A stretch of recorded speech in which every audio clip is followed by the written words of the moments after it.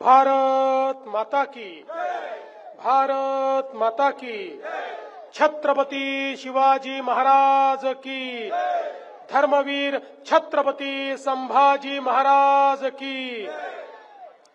हिंदवी स्वराज्याचे सरसंस्थापक छत्रपती शिवरायांना मानाचा मुजरा करतो। भारतीय राज्यघटनेचे शिल्पकार भारतरत्न डॉक्टर बाबासाहेब आंबेडकर यांना मानवंदना अर्पित करतो।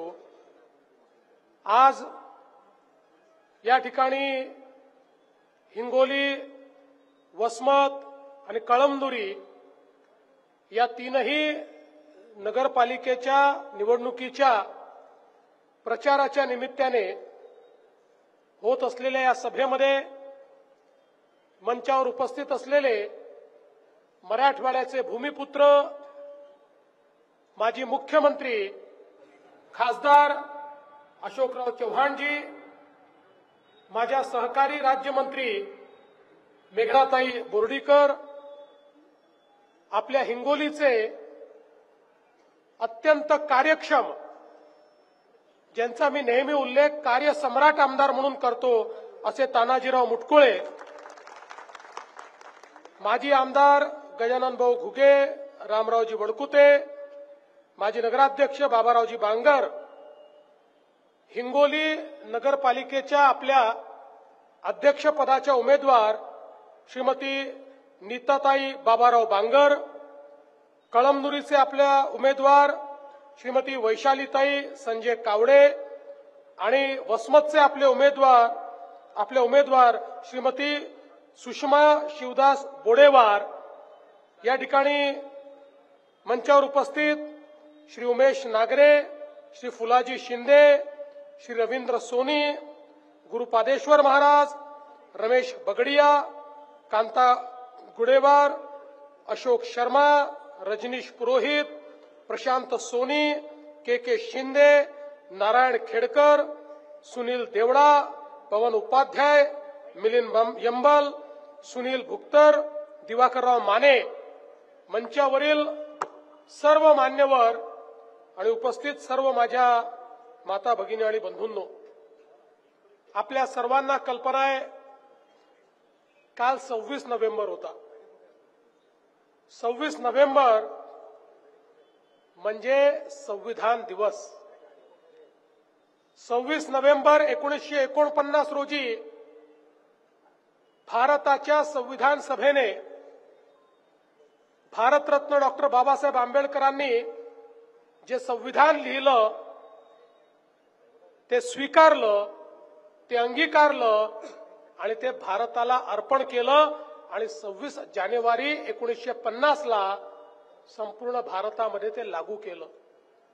आणि म्हणून 26 नोव्हेंबरचा दिवस हा याकरता महत्वाचा आहे की त्या दिवशी आपल्या संविधानाने आपल्या देशाला लोकशाही दिली आणि या लोकशाहीने या देशात एक समतेचं आणि प्रगतीचं राज्य आणलं। या लोकशाहीने सगळ्यात महत्वाचं जर काही काम केलं असेल तर आपल्यापैकी प्रत्येकाला एका मताचा अधिकार दिला।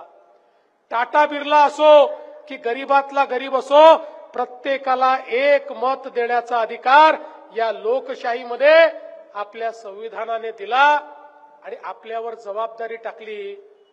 दर 5 वर्षांनी देश कोणी चालवायचा आपण ठरवतो, दर 5 वर्षांनी राज्य कोणी चालवायचं आपण ठरवतो, दर 5 वर्षांनी जिल्हा कोणी चालवायचा आपण ठरवतो, दर 5 वर्षांनी शहर कोणी चालवायचं हे देखील आपण ठरवतो। त्यामुळे आपलं भाग्य, आपलं भविष्य, आपलं भवितव्य हे या संविधानाने आपल्याच हातामध्ये दिलं आणि आपल्याला सांगितलं की तुम्हाला हा अधिकार आम्ही देतोय, तुम्ही योग्य नेते निवडा आणि योग्य प्रकारे प्रशासनाचं संचालन करा। खरं तर एक फार मोठा बदल या संविधानाच्या माध्यमातून झाला। शेकडो वर्षापर्यंत आपल्या देशामध्ये राजा हा राणीच्या पोटातून पैदा व्हायचा, राणी ज्याला जन्म द्यायची तो राजा व्हायचा। पण या संविधानाने सांगितलं राणीच्या पोटातून राजा पैदा होणार नाही, मताच्या पेटीतून राजा पैदा होईल. लोक ज्याला मतदान करतील तो खऱ्या अर्थानं राजा होईल. आणि म्हणूनच ही निवडणूक साधी निवडणूक नाहीये. अनेक लोक या ठिकाणी आमिष देतात. अनेक लोक निवडणुकीच्या काळामध्ये वेगवेगळ्या गोष्टी करतात. पण आपण मात्र मत देताना हे लक्षात ठेवलं पाहिजे की पुढच्या 5 वर्षाचा कारभार आपण कोणाच्या तरी हातात देतो आहोत. आपण बघा, या देशामध्ये स्वातंत्र्यानंतर आपण असं म्हणायचो की गावाचा विकास झाला तर देशाचा विकास होईल, आणि ते सत्यही होतं. भारत हा गावांमध्ये राहतो, त्यामुळे गावाचा विकास झाला तर देशाचा विकास होईल. पण हे करत असताना आपण हे विसरलो की अन्न, वस्त्र, निवारा आणि शिक्षण, आरोग्य, रोजगार याच्या संधी या शहरांमध्ये असल्यामुळे गावातले लोक हळूहळू शहराकडे जायला लागले. शहरीकरण, नागरीकरण वाढायला लागलं. आपण मात्र शहरीकरणाला त्या ठिकाणी नावं ठेवत होतो, अभिशाप समजत होतो, आणि म्हणून शहरांमध्ये येणाऱ्या लोकांच्या व्यवस्थाच आपल्या सरकारांनी केल्या नाहीत. आपण शहरांचं नियोजनच केलं नाही. परिणाम काय झाला? शहरामध्ये जे लोक आले त्यांना राहायला जागा नव्हती, अतिक्रमण झाली, झोपडपट्ट्या तयार झाल्या. शहरामध्ये त्यांच्याकरता पिण्याच्या पाण्याच्या व्यवस्था झाल्या नाहीत. घनकचऱ्याचं व्यवस्थापन न झाल्यामुळे अनेक शहरं ही कचऱ्याने भरलेली आपल्याला पाहायला मिळाली. सांडपाणी, घाणपाणी, मैल्याचं पाणी हे नालीतनं वाहून जाताना मच्छर, रोगराई ही पसरताना आपल्याला पाहायला मिळाली. तेच पाणी आपल्या विहिरीमध्ये, आपल्या नदीमध्ये, नाल्यामध्ये, तलावामध्ये गेल्यामुळे आपले जलस्रोत खराब झाले, आपल्या जमिनी खराब झाल्या. एकूणच शहरीकरणाचा योग्य विचार न केल्यामुळे आपली शहरं बकाल झाली. देशामध्ये पहिल्यांदा माननीय नरेंद्र मोदीजींचं सरकार 2014 मध्ये आल्यानंतर मोदीजींनी सांगितलं, भारत जसा गावांमध्ये राहतो तसा भारत शहरांमध्ये देखील राहतो. देशाचा जो जीडीपी आहे त्याच्या 65% जीडीपी हा शहरांमध्ये तयार होतो. शिक्षण, आरोग्य आणि रोजगाराच्या संधी मोठ्या प्रमाणात शहरात तयार होतात. त्यामुळे शहराकडे दुर्लक्ष करून चालणार नाही. शहरात राहणाऱ्या लोकांनाही मूलभूत सुविधा द्याव्या लागतील, त्यांनाही चांगलं जीवनमान द्यावं लागेल, त्यांच्या जीवनातही परिवर्तन करावं लागेल. आणि म्हणून पहिल्यांदा देशाचे प्रधानमंत्री मोदीजी यांनी या देशाच्या इतिहासामध्ये गावांसोबत शहर विकासाचा कार्यक्रमही हातामध्ये घेतला आणि लाखो कोटी रुपये हे शहर सुधारणेकरता त्या ठिकाणी देण्याचं काम हे माननीय मोदीजींच्या नेतृत्वात सुरू झालं. आणि त्याचवेळी महाराष्ट्रामध्ये आपल्या सरकारने देखील ते काम सुरू केलं. आपला प्रयत्न आहे प्रत्येक शहरामध्ये पिण्याचं मुबलक पाणी असलं पाहिजे. प्रत्येक घरामध्ये 365 दिवस शाश्वत स्वच्छ पाणी आलं पाहिजे. आमच्या माता भगिनींना पाणी भरायला कुठेही जावं लागू नये याकरता मोठ्या प्रमाणात अटल अमृतची योजना आली की ज्या योजनेतनं हजारो कोटी रुपये आपल्याला मिळाले. त्यासोबत आपल्या संपूर्ण शहरांमध्ये भुयारी गटाराच्या योजनेचं काम आपण सुरू केलं. आज जवळपास 200 शहरातलं हे काम चाललेलं आहे. आणि त्या ठिकाणी हे सगळं घाण पाणी, सांडपाणी हे जमा करायचं, त्याच्यावर प्रक्रिया करायची, त्यातली जी काही मैला आहे त्याला खतात परिवर्तित करायचं आणि चांगलंच पाणी नदी नाल्यामध्ये सोडायचं. अशा प्रकारचं काम आपण सुरू केलेलं आहे. पावसाळी नाल्यांचं काम असो, रस्त्यांचं काम असो, उद्यानांचं काम असो, आरोग्य व्यवस्थेचं काम असो, शाळांचं काम असो, वेगवेगळ्या प्रकारे मोठ्या प्रमाणात शहरांना बदलण्याकरता आज निधी आपल्याकडे आहे. एकट्या महाराष्ट्राला माननीय मोदी साहेबांनी 50,000 कोटी रुपये या ठिकाणी दिले. तुम्ही बघा, महाराष्ट्र आपलं जे राज्य आहे या राज्यामध्ये 6.5 कोटी लोक 40,000 गावांमध्ये राहतात. 6.5 कोटी लोक 40,000 गावांमध्ये, आणि तेवढेच 6.5 कोटी लोक हिंगोली सारख्या 400 शहरांमध्ये राहतात. 40,000 गावं आणि 400 शहरं. या 400 शहरांमध्ये जर आपण सोयी उभ्या केल्या नाहीत, तिथलं जीवनमान जर आपण बदललं नाही, तर या शहरामध्ये राहणाऱ्या लोकांवर त्याचा काय परिणाम होईल हे समजून आज इतक्या मोठ्या प्रमाणात ही कामं सुरू केली. आणि मला आनंद आहे की मागच्या काळात आपण हिंगोलीमध्ये भारतीय जनता पक्षाचा नगराध्यक्ष बनवला, आपण आमच्या तानाजीराव सारखा एक चांगला आमदार दिला आणि मोठ्या प्रमाणात या हिंगोलीला त्या काळामध्ये मी केंद्र सरकार आणि राज्य सरकारच्या माध्यमातून निधी दिला. ड्रेनेजचं काम असेल त्याला 70 कोटी रुपये दिले, नवीन इमारतीला 11 कोटी, नगर परिषदेच्या पंचायत समितीच्या इमारतीला 12 कोटी रुपये दिले. शहराच्या रस्त्यांच्या 2 टप्प्यांमध्ये जे पैसे दिलेत आणि जे देऊ घेतलेले आहेत 215 कोटी रुपये आपण त्या ठिकाणी दिले. आणि एवढंच नाही तर तानाजीरावांच्या माध्यमातून मग ते शिवाजीराव देशमुख आपलं सभागृह असेल, स्वर्गीय गोपीनाथराव मुंडे शेतकरी भवन असेल, भगवान बाबा उद्यान असेल, महेश उद्यान असेल, अग्रसेन उद्यान असेल, अशी अनेक कामं ही तानाजीरावांनी या ठिकाणी केली आणि मोठ्या प्रमाणात निधी आपण उपलब्ध करून दिला. जलेश्वर तलाव हा एक अत्यंत मोठा तलाव ज्याचा उल्लेख केला. हैदराबादच्या धर्तीवर त्या ठिकाणीचा टँक बंड आहे हैदराबादमध्ये, तसा तो तलाव करण्याची या ठिकाणी तानाजीरावची इच्छा होती. त्याकरताही 25 कोटी रुपये आपण पहिल्या टप्प्यामध्ये दिले आहेत. त्याचं काम देखील चालू आहे.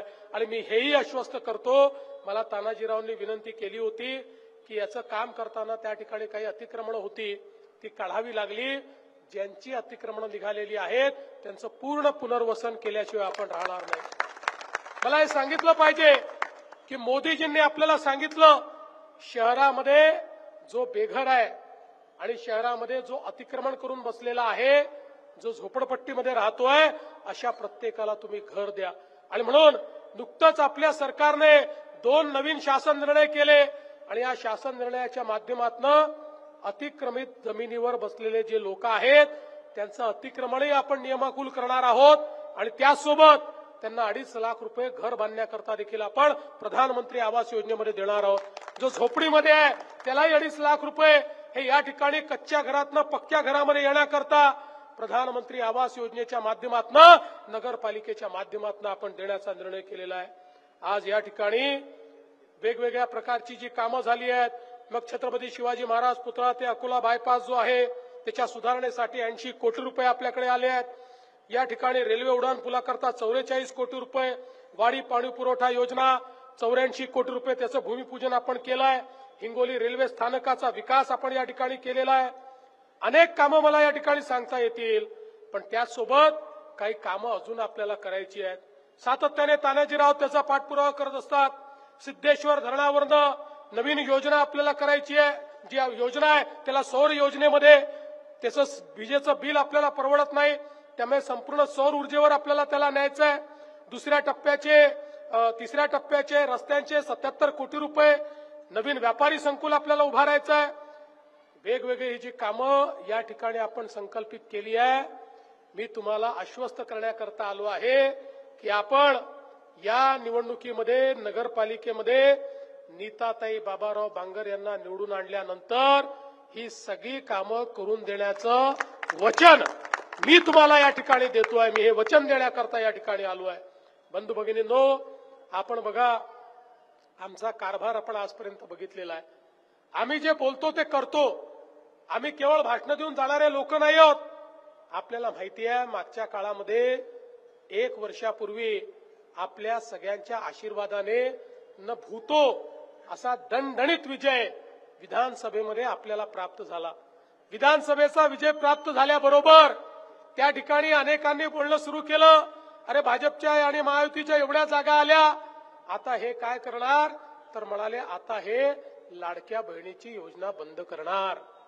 1 वर्ष झालं योजना सुरूच आहे आणि सगळ्या लाडक्या बहिणींना सांगतो, जोपर्यंत तुमचा देवाभाऊ मुख्यमंत्री आहे लाडकी बहीण योजना सुरूच राहील, ती कोणी बंद करू शकत नाही. पण लाडकी बहीण योजना करून आम्हाला थांबायचं नाही आहे. मी नीताताई तुम्हाला सांगतो, वैशालीताई आणि सुषमाताई तुम्हालाही सांगतो, तुम्ही निवडून येणार आहात, तुम्हाला या ठिकाणी जनतेचा आशीर्वाद मिळणार आहे. आता लाडक्या बहिणीपुरतं मर्यादित न राहता माझ्या सगळ्या लाडक्या बहिणींना तुम्हाला लखपती दीदीमध्ये परिवर्तित करायचं आहे. आता माझ्या बहिणी या केवळ लाडक्या बहिणी नाही तर लखपती दीदी झाल्या पाहिजे. मोदीजींनी आपल्याला लखपती दीदीचा मंत्र दिला. महाराष्ट्रामध्ये यावर्षी एकूण 50 लाख लखपती दीदी होत आहेत. आम्हाला 1 कोटी लखपती दीदी करायच्या आहेत आणि आपल्या हिंगोली मधल्याही आमच्या बहिणी या लखपती दीदी झाल्या पाहिजेत. याकरता खऱ्या अर्थानं पुढच्या काळामध्ये आपल्याला लक्ष घालायचं आहे. आम्ही त्या काळामध्ये शेतकऱ्यांना मोफत वीज दिली.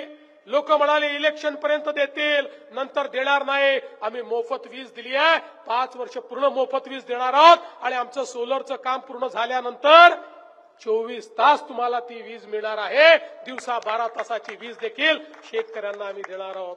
आज आपण पाहतोय शेतकऱ्यांवर संकट आल्यानंतर 32,000 कोटी रुपये आपण शेतकऱ्यांकरता या ठिकाणी दिले. समाजातल्या प्रत्येक वर्गाचं कल्याण झालं पाहिजे अशा प्रकारचा आपला प्रयत्न आहे. आज आमच्या हिंगोलीच्या संदर्भात मागच्या काळामध्ये इथला आपण जो काही बॅकलॉग आहे तो कॅल्क्युलेट केला. तो बॅकलॉग कॅल्क्युलेट करून इथे सिंचनाच्या सोयी झाल्या पाहिजे म्हणून सातत्याने तानाजीराव आमच्या मागे लागायचे. शेवटी आम्ही राज्यपालांकडे प्रस्ताव पाठवला आणि तो प्रस्ताव पाठवून अनेक कामं आता आपण या ठिकाणी हातामध्ये घेतो. काही बंधारे आपण हातामध्ये घेतो जेणेकरून या जिल्ह्यामध्ये चांगल्या सोयी झाल्या पाहिजेत. हा आपला प्रयत्न आहे. बंधू भगिनींनो, आपल्याला अजून खूप गोष्टी करायच्या आहेत. पण या सगळ्या गोष्टी जर करायच्या असतील तर तुमचा आशीर्वाद हा आमच्या पाठीशी कायम राहायला पाहिजे. आज या ठिकाणी आपले जे उमेदवार आहेत त्या उमेदवारांच्या पाठीशी तुमचा आशीर्वाद राहायला पाहिजे. तुम्ही एक गोष्ट लक्षात घ्या की या ठिकाणी जर मोदीजींनी दिलेला पैसा, महाराष्ट्र सरकारने दिलेला पैसा, हे सगळं जे तुमच्या हक्काचं आहे ते तुमच्यापर्यंत पोहोचवायचं असेल तर पोहोचवणारे देखील प्रामाणिक लोक असले पाहिजे. पोहोचवणारे चांगले लोक असले पाहिजेत. असे लोक असले पाहिजेत की त्यांनी काही चूक केली तर आम्हाला त्यांचा कान धरता येईल. आज या ठिकाणी आमचे नगराध्यक्ष असले आणि कदाचित त्यांच्या हातून काही चूक झाली, अशोकराव आहेत, मेघनाताई आहेत, आमदार साहेब आहे, मी आहे, आम्ही त्यांना समजवू शकतो आणि त्यांच्या हातून योग्य काम घडवू शकतो. पण या ठिकाणी केवळ असे लोक आले की ज्यांना फक्त आणि फक्त माल कमवायचा आहे तर तुमचं त्या ठिकाणी काही कल्याण होणार नाही. आणि म्हणून मी तुम्हाला विनंती करण्याकरता आलोय. मी कोणावर कधीच टीका करत नाही, मी टीका केली नाही. या पूर्ण निवडणुकीमध्ये मी कुठल्या पक्षावर बोललो नाही, व्यक्तीवर बोललो नाही, कारण मला ते बोलण्याची आवश्यकता नाही. माझ्याकडे सकारात्मक कार्यक्रम आहे, परिवर्तनाचा कार्यक्रम आहे, समाजाच्या कल्याणाचा कार्यक्रम आहे, विकासाचा कार्यक्रम आहे. तो विकासाचा कार्यक्रम घेऊन मी तुमच्यापर्यंत आलेलो आहे. आणि म्हणून तुम्हाला माझी विनंती आहे, 2 तारखेला कमळाचं बटन दाबा. 2 तारखेला कमळाची काळजी तुम्ही करा. त्यानंतर 5 वर्ष तुमची काळजी आम्ही करू, हे वचन तुम्हाला या ठिकाणी देतो आणि माझं बोलणं संपवतो. धन्यवाद. जय हिंद, जय महाराष्ट्र. धन्यवाद.